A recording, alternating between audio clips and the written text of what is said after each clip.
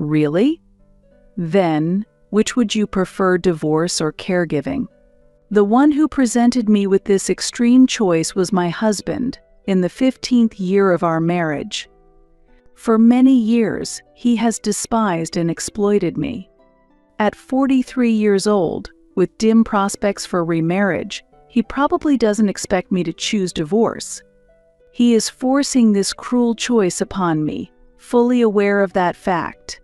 I sighed quietly so that my husband couldn't hear. Any affection I once had for my husband had already vanished from my heart. And he still doesn't know the fact that I would not be troubled by anything even if we divorced.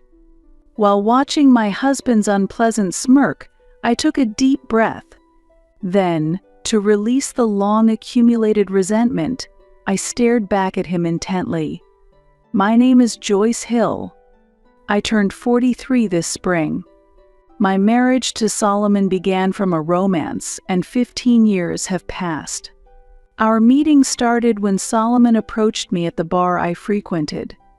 This bar is so hidden, I didn't expect to find someone as young and charming as you here. Would you like to drink together? Initially, I saw him as a frivolous person, but as we talked more, I began to see his charm. Solomon listened to me attentively and always laughed joyfully. I was drawn to his smile, and eventually, we started dating. 2 years later, we decided to get married. Is it true that he has debts? You should avoid marrying such a person. Most of the hardships will fall on you. It's not just about the debt, but I feel like he's hiding something. I can't entrust my precious daughter to someone like that. After I introduced Solomon to my parents, they expressed their opposition to our marriage. Solomon had lost his father when he was young and struggled financially during his college days. He explained that he had incurred debts to cover tuition and living expenses, but my parents were skeptical of his story. Could he be falsifying something? Enough. Even if you both don't approve, I'm going to marry Solomon. I married Solomon despite my parents' objections. As a result, this issue caused my relationship with my parents to become distant. More precisely, I was the one who distanced myself from them. 15 years have passed since I married Solomon. I am now 43 years old, but we have never had children. Solomon treats me not as a wife, but as someone who does household chores. Initially, we were a loving couple. We'll have kids someday. We used to say as we both led busy lives. However, just a year after our marriage, the company I was working for went bankrupt. At that time, Zelda, my mother-in-law, who was living separately, made this suggestion while I was busy looking for a new job. Why don't you just stay at home? That way you'll have kids in no time. Show me my grandchildren soon.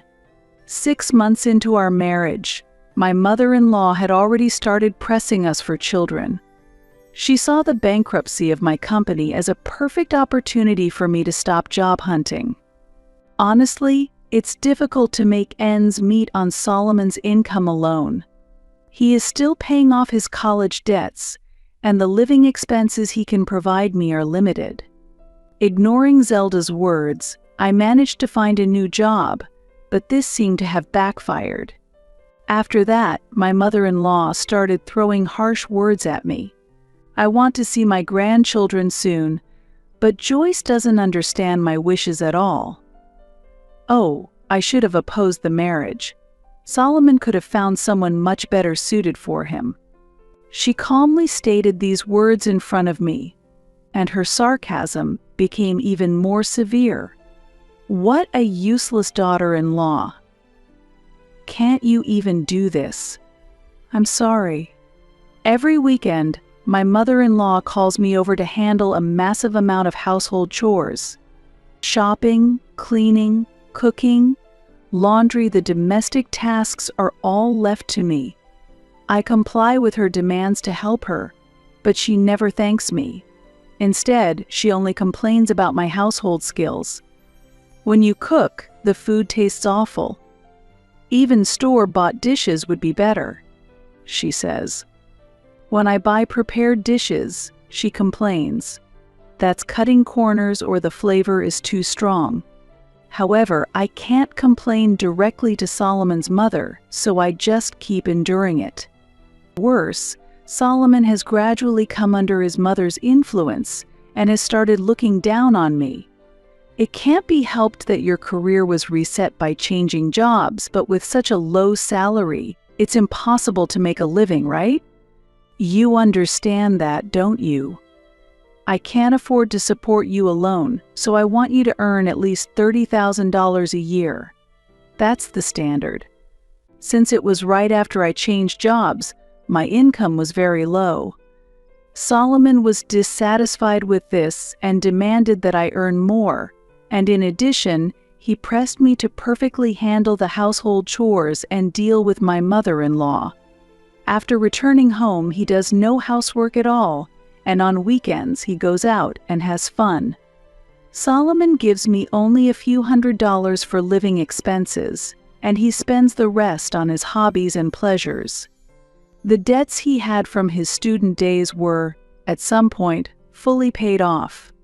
It later became clear that these debts were due to a gambling addiction, and his story of being a struggling student was a lie. After we got married, by me paying most of the living expenses, he managed to gain financial leeway and pay off his debts. However, even after repaying his debts, the amount of living expenses he provided me remained small. In this situation, I continued to live frugally, but Solomon blamed me, saying, "We're living like this because you don't earn more." Due to this stressful lifestyle, one day, I suddenly collapsed at work. The doctor diagnosed it as being due to overwork. When Solomon and his mother visited the hospital, they were angry that I collapsed from overwork. You're too weak to collapse from something like this. Can you really live like this? They criticized me. What Solomon is saying is right. Really, it's pathetic to collapse from overwork. What if people think we're pushing you too hard? It would be embarrassing for us, she added. Despite their lack of concern for me, I had no energy left to argue with them as my fatigue had accumulated. Gradually, their harsh treatment became a routine part of my days. The reason I endure the harsh treatment from Solomon and his mother is because I decided to marry him, ignoring my parents' objections. I've been pushing myself because I took a strong stance against my parents, and I can't just give up because of a few difficulties. While enduring this, I suddenly realized that 15 years had passed since my marriage. During this time, Solomon and his mother's treatment of me has never improved. I've always been treated like their servant. I no longer have the energy to fight back. However, recently her health has worsened, and I've been called more frequently to take care of her. Mother-in-law, you should go to the hospital. I've been doing the household chores at her house every week, but about a month ago, I noticed that her complexion was bad. Today, she looked particularly unwell, giving out orders in a harsh tone while sitting in her chair. Having been treated like a servant for years, I'm used to it, but I can't overlook someone who looks sick right in front of me. Still, she seems to dislike my concern. Stop playing doctor. I'll decide about my own health. But, quiet. While shouting, she threw a cup from the table in my direction. However, lacking strength, the cup didn't reach me and fell at her feet instead. What are you doing?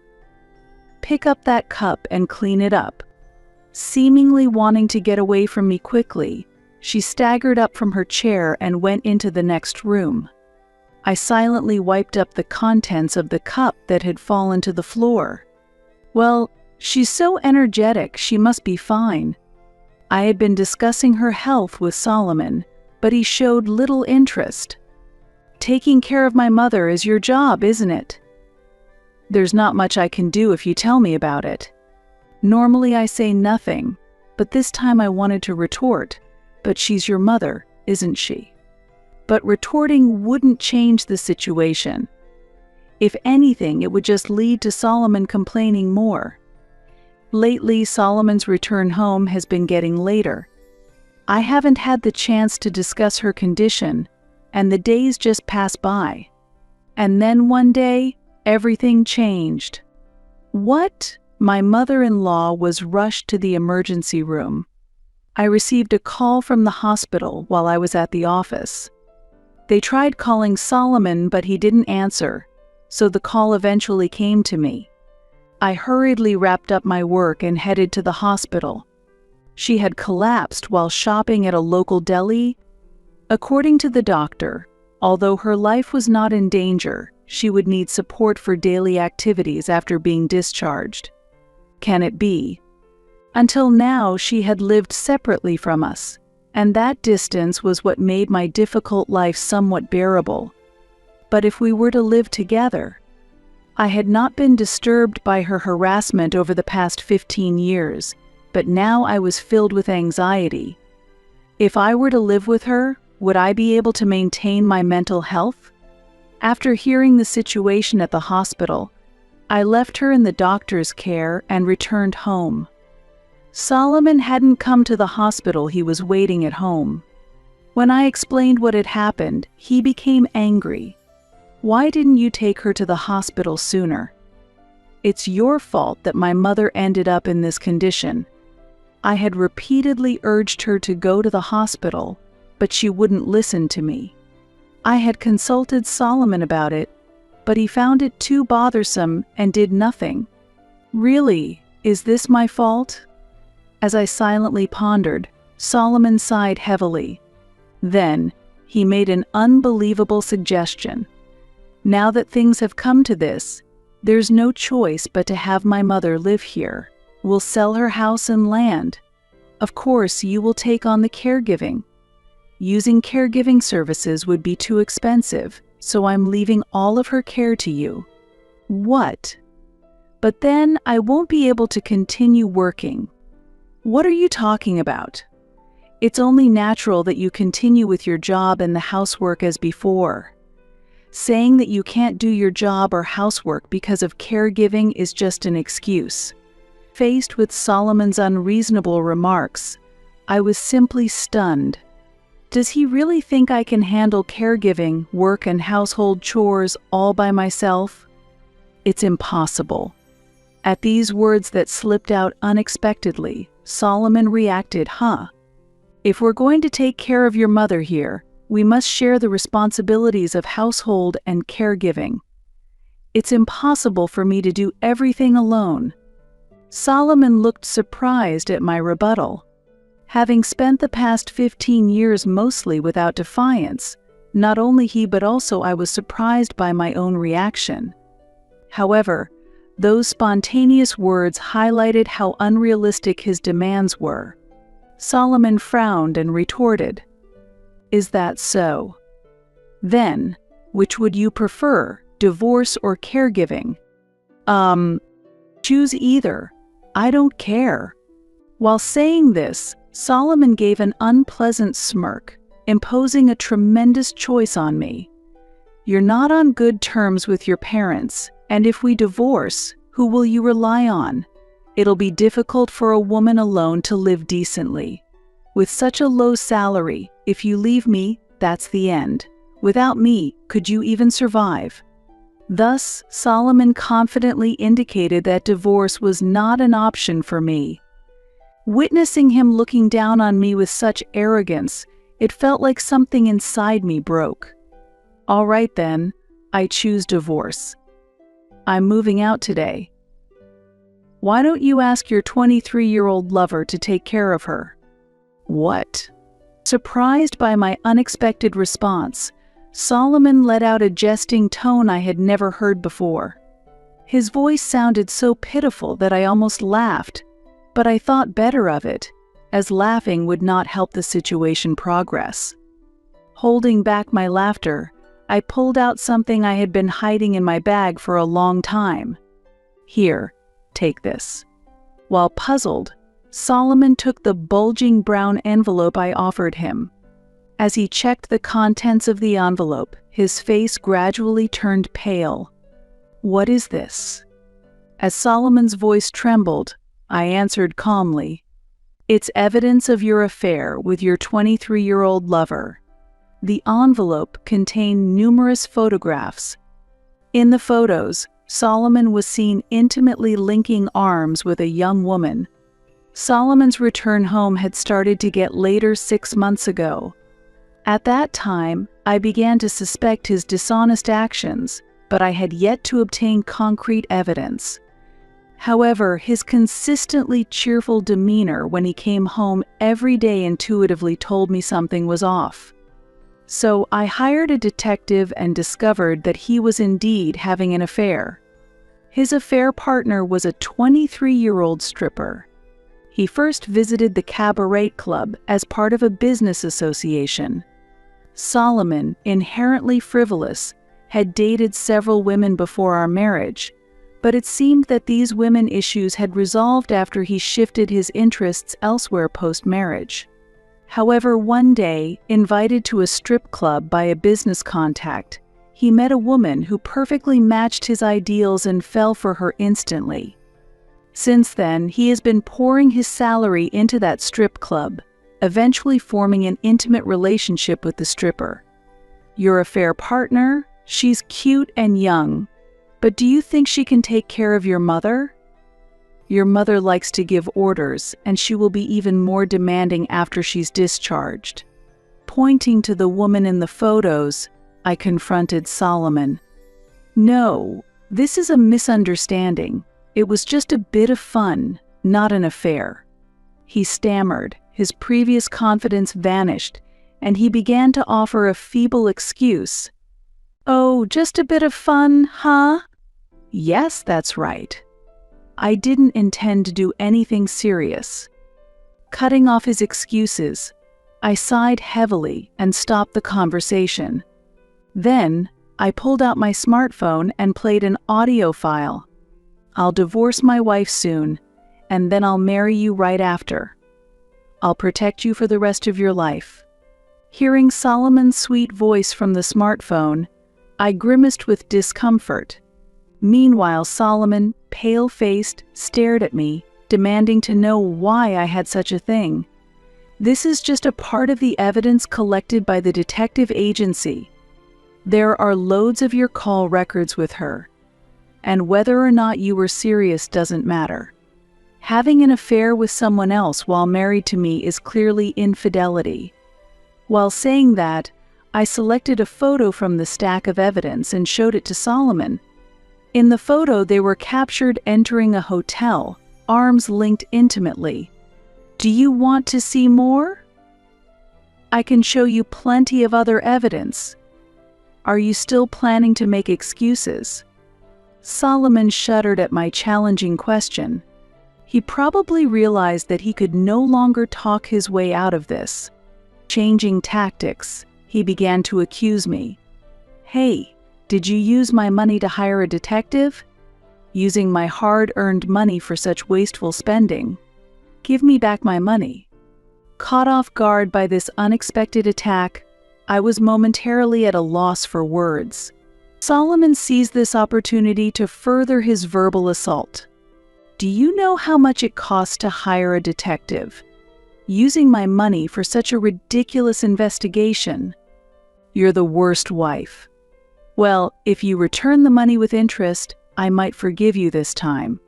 Seeing Solomon twist the situation for his own benefit, I was utterly astounded and asked, "When did you become so petty?"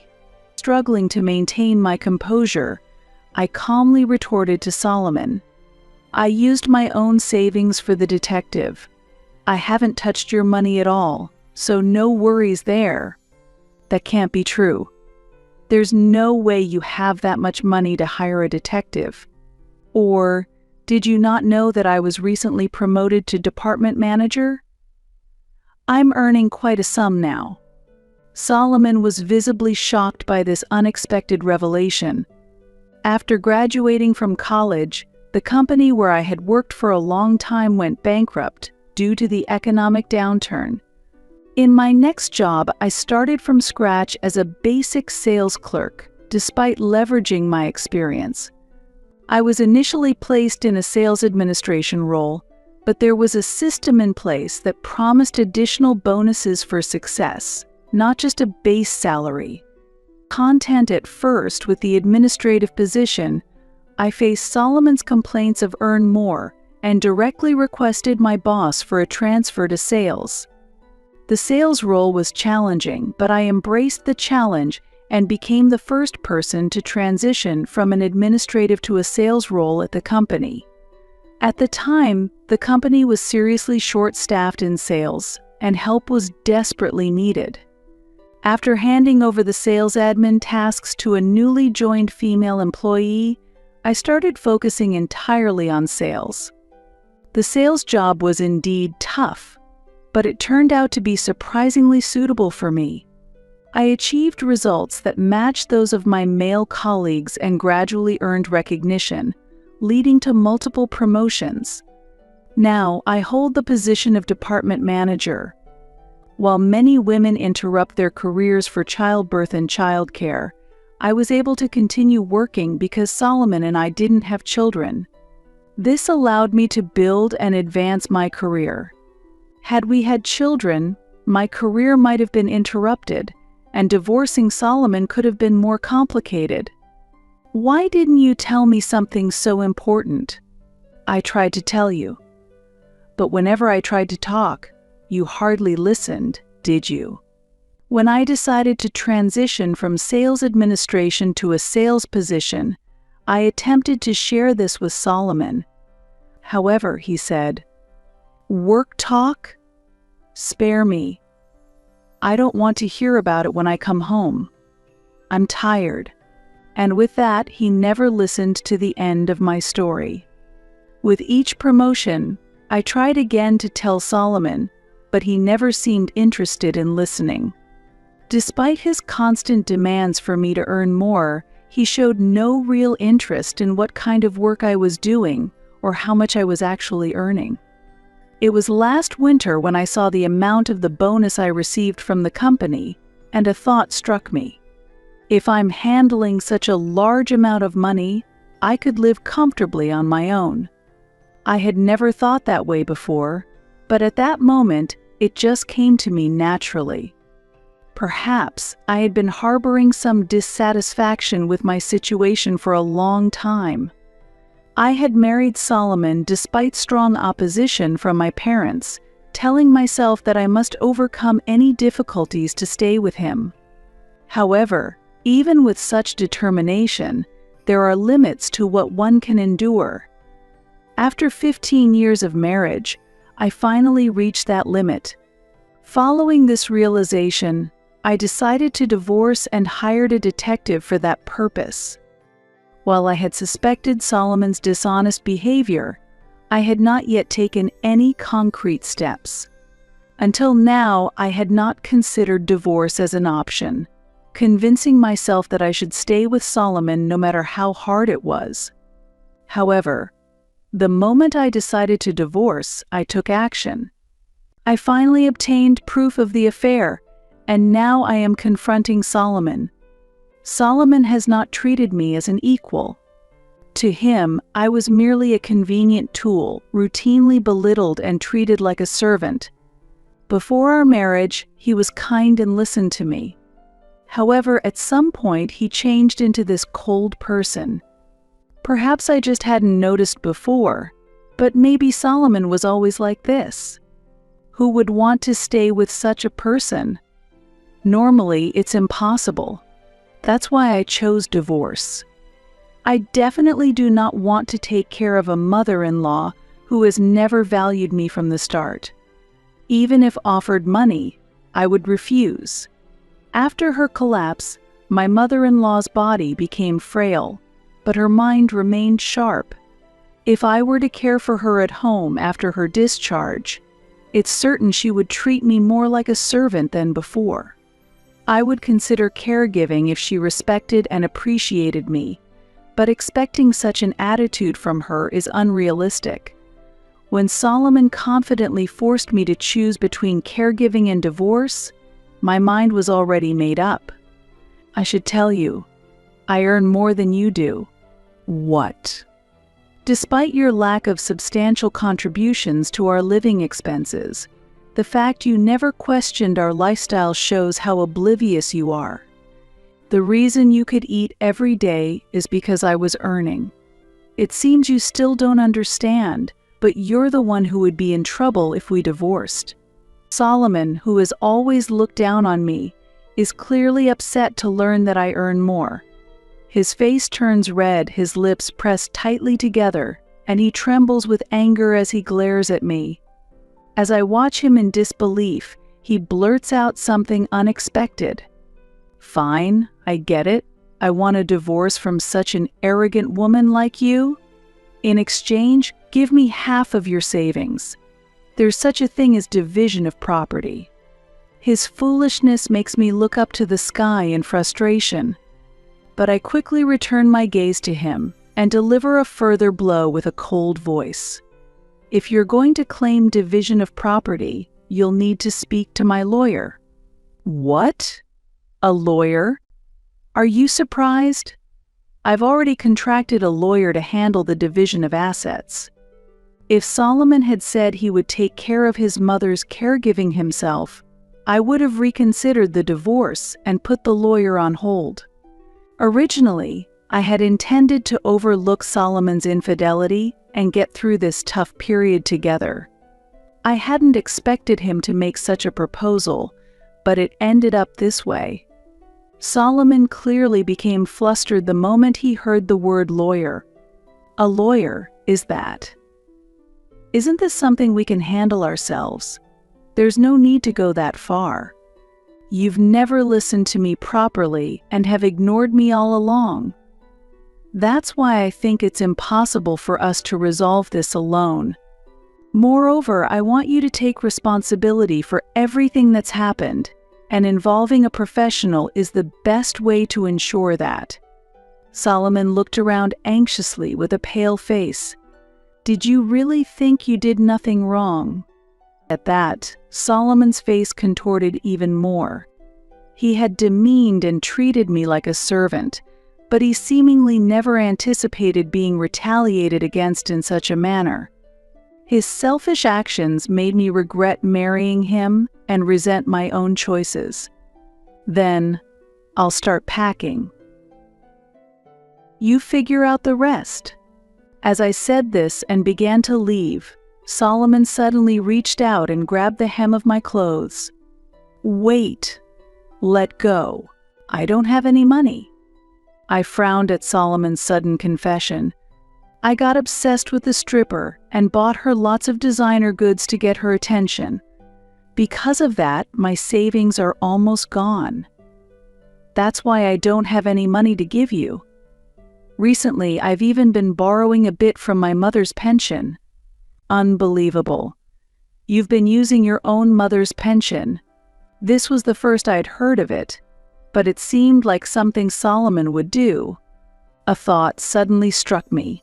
You never talked about living together before, but as soon as your mother got sick, you suggested it. Not really for her sake, but for your own benefit, right? Are you trying to sell her house and land to get the money?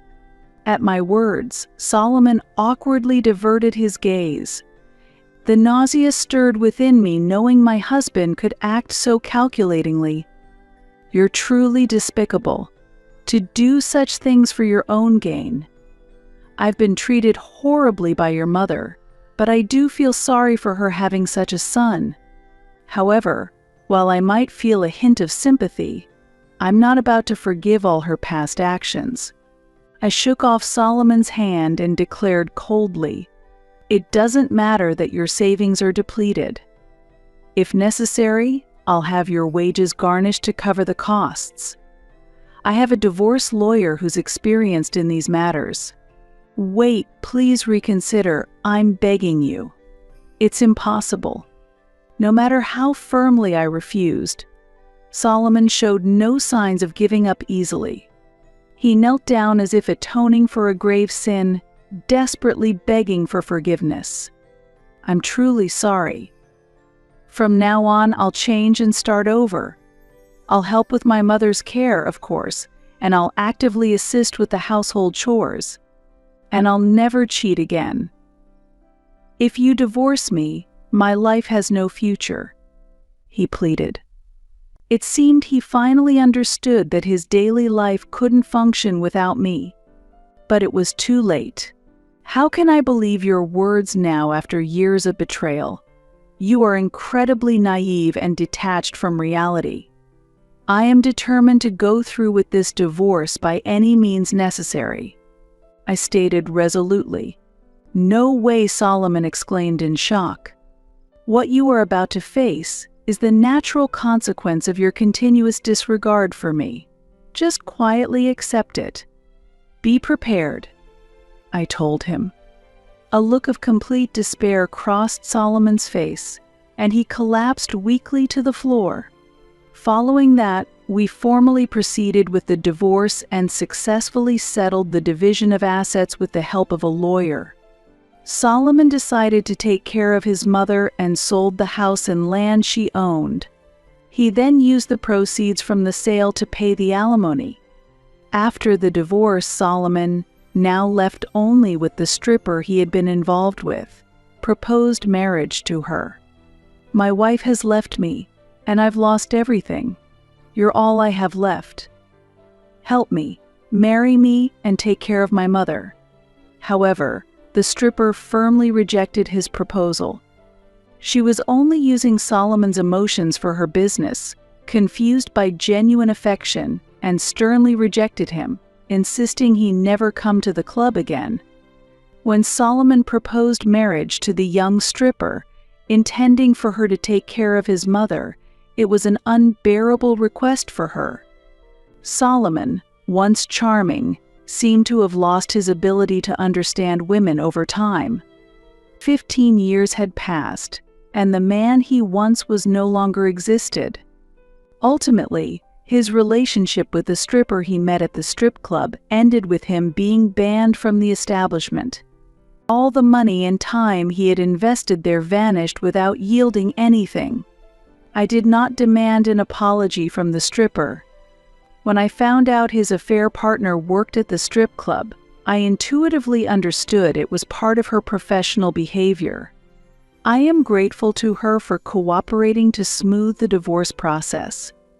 Meanwhile, my mother-in-law was initially pleased to hear about our divorce but found reality far from her expectations after being discharged from the hospital.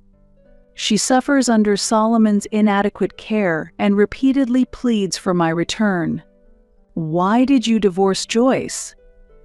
You are the reason I am suffering so much," she lashes out at her son. She seems utterly unaware that she was part of the reason for our divorce.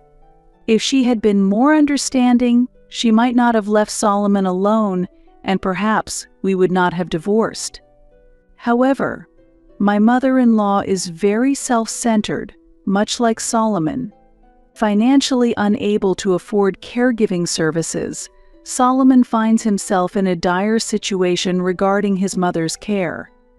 Thinking of this as a long-deserved punishment for their treatment of me, I sometimes feel that this is still relatively mild. Their future seems wrapped in misfortune and darkness. Whatever future awaits them, I find myself detached from any particular feelings about it. It's their just dessert, I think, without much emotion. After the divorce, I visited my parents' home to apologize sincerely for my past actions. I was prepared for potential estrangement, but contrary to my expectations, my parents warmly welcomed me back. "If you are happy, then we are satisfied," my parents told me. "Yes, you are always our beloved daughter.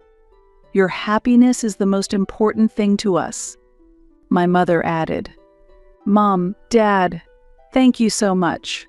I expressed my deep gratitude. In fact, my parents had forgiven me from the beginning, and I am just grateful for their tolerance. Currently, I have rented a new apartment near my parents' home and have started a new chapter. Although my job remains busy as before, not having to worry about Solomon or Zelda has significantly eased my life. In the future, even if I have the opportunity to remarry, I plan to be more cautious when choosing a partner. But for now, I think it might be quite nice to spend some time alone. I am considering enjoying this independent life. I cherish these peaceful days.